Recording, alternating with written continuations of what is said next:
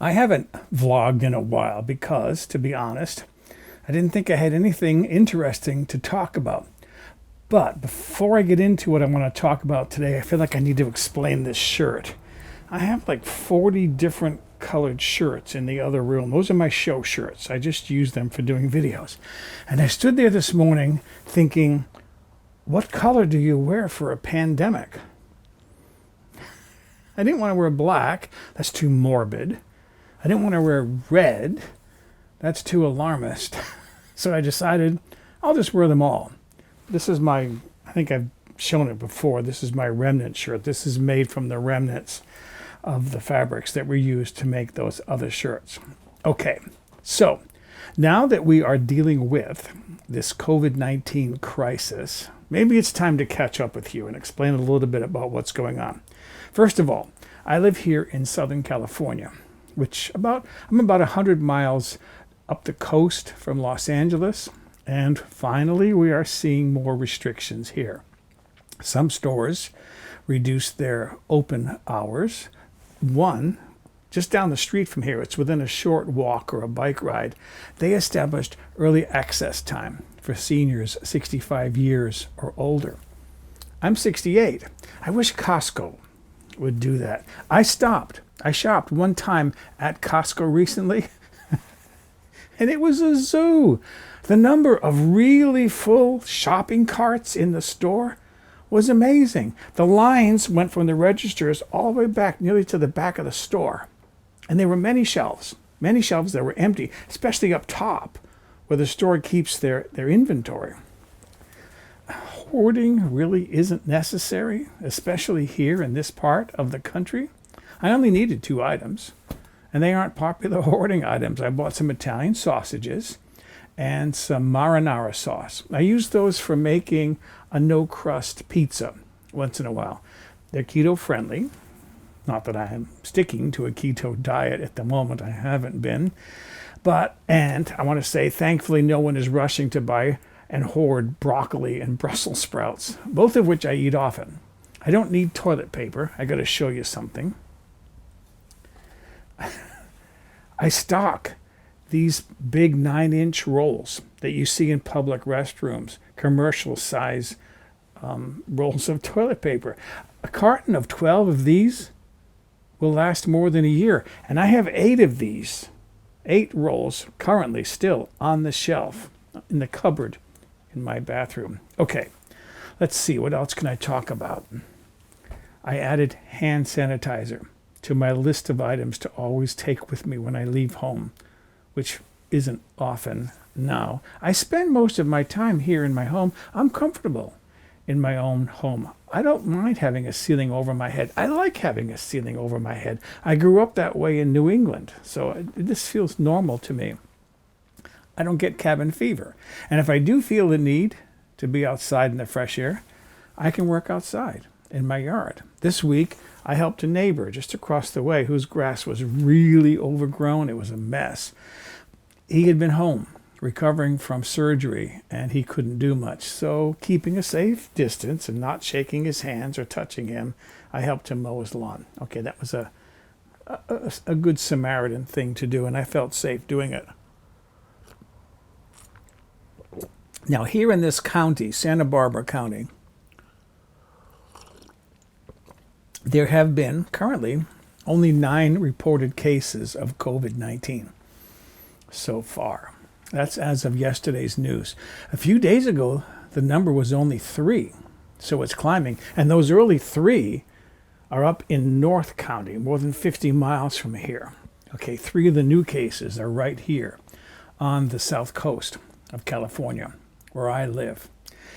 One concern we had was the student population here at the university. We were concerned they might go on spring break and bring back the virus, but the university has since closed all of its classes and students are doing distance learning. Although the residence halls have not been completely vacated yet, students are being advised to return home. So that's good news. It's one bit of protection for us. Now, something new. This happened yesterday evening. I'm still having my coffee. Ooh, I love my coffee.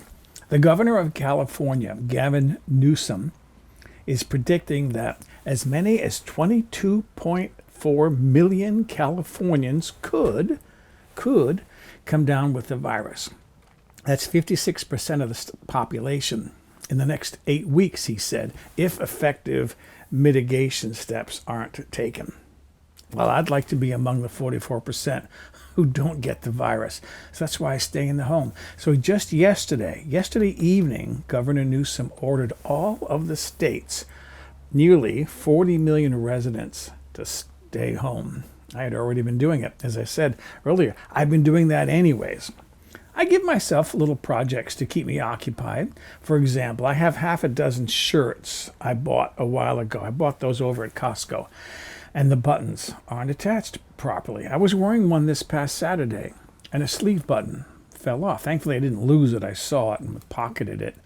But one of my chores that I've been doing a little bit each day, one shirt each day, one of the chores has been to nail down those buttons securely so they don't fall off my shirt. I also did some cooking to store food in the freezer. I made a large pot of my Texas beef chili, the recipe for which is on my website, mobilehomegourmet.com. I bought a leg of lamb and portioned that, the meat, wrapped it pieces, and then put those in the freezer. So now those are all stored in the freezer for when I want to have lamb. When I cook that lamb, what I do is I slice it thinly and then saute it lightly in a little olive oil and some garlic. I also portioned and froze a large pack. I bought a family-size pack of boneless chicken thighs. I think there were about 20 thighs, 21 thighs in that pack. And I cut each one into 3 pieces before freezing those pieces, and then I put those pieces into Ziploc bags in my freezer. For a meal, 2 of those pieces are enough for a good helping with some fresh cooked vegetables. That's 2/3 of a thigh. I don't eat a lot of meat. I like a lot of vegetables. There is a video actually that I did for YouTube, which is part of my Cooking for One series, where I demonstrate cooking that chicken. I'll try to remember to put some links to those my food videos in the comments below this video. Okay, now I got to explain something else. Good news, believe it or not, good news for me, anyways. There might be a silver lining to all this COVID-19 stuff. I checked my channel analytics on YouTube yesterday. Views are up. Maybe with more people staying home, they're spending more time on YouTube. So in one way, I'm happy I can entertain them a little. That's some comfort. And it makes me, I hate to talk about it this way, it increases my income a little bit. These videos aren't monetized. I don't get any money from these videos. But my cooking videos, I have like 400 cooking videos on YouTube. I get a little bit of money each month from Amazon, from Google, YouTube. So I hate to be talking about money at a time like this, but I'm seeing a little reviews, which is going to increase my income a little bit. Okay, enough of that. That's some of what I'm experiencing here with the coronavirus in Southern California. What else can I talk about? Well, how about an unboxing video? I bought one of these. Haven't even taken it out of the box yet. It isn't much. I ordered it from Amazon. It's a Misto oil sprayer. I love the name Misto. It sounds like an evil character in a science fiction film, Dr. Misto. Or it could be actually a superhero. Super Misto. He can turn himself into a mist. The bullets can go right through him without causing any harm. So I want to unbox this because I haven't done that yet and show you what it is and what it does. If I can figure out how to take this apart. Oh, there are the directions.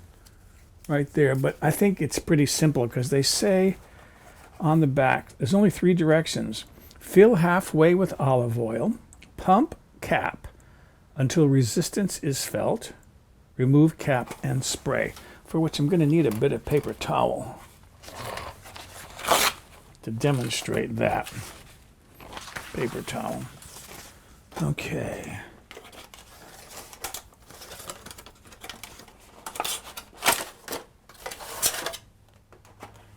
That's empty.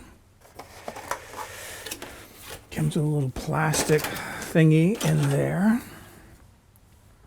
How do you fill this up? I should probably read the directions. Oh, there goes the top.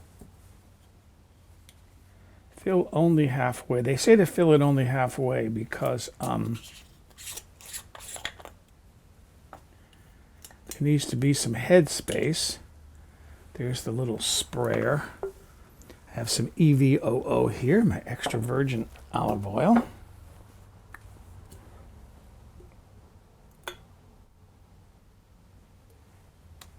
I don't want to lose that gasket. That's probably important.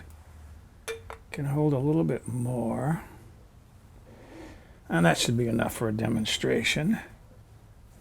And I think the gasket's better attached to this thing.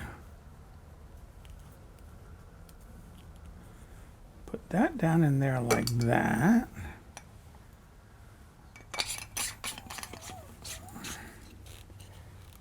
Seal it.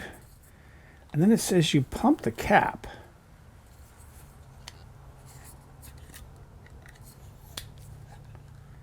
Until resistance is felt.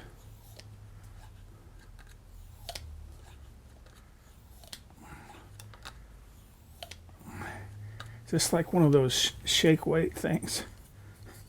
Did you see that on South Park? Okay, that feels like there's some decent resistance there. And then, if it works right, this is the first time, I've never done this.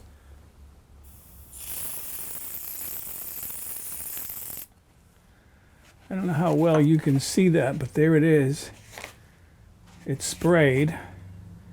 It works. Now what I got this for, I'll put that in the sink. What I got this for is sometimes like I'll make something, maybe it's made with dough, and I want to cover it with a piece of plastic wrap. But if I forget to coat the top or coat the plastic wrap will stick to it and then it's a mess. So I figured with this thing, I can spray the top of things with some oil before I put plastic wrap on, then it won't stick. And you can spray this on your vegetables as well. Oh, and something else I want to tell you about. I'm seeing it over with my peripheral vision. I may be old, but I haven't lost my, what's it called? Friend asked me, do you have Alzheimer's? I said, I don't know, I don't remember. Pardon me for that. I bought some of this stuff. This is cheddar cheese powder, and you can't see it, but it says in very tiny letters, gourmet. I love when they do stuff like that. Maybe it's tiny gourmet, just a little bit gourmet. Anyways, it's cheddar cheese powder. This is a Hoosier Hill Farm brand. Bought it on Costco. You can go on Costco. Someone flamed me. Why don't you put the links to your products on your video? Go on to Costco, go on to Amazon, and in the search field, put cheddar cheese powder. They'll all show up. Go on to Amazon, in the search field, put Misto cheese sprayer. They'll show up, or any cheese sprayer. Boy, am I getting old or what? Not cheese sprayer, oil sprayer. I might edit some of these mistakes out and stick them at the end as a gag reel or something. My outtakes.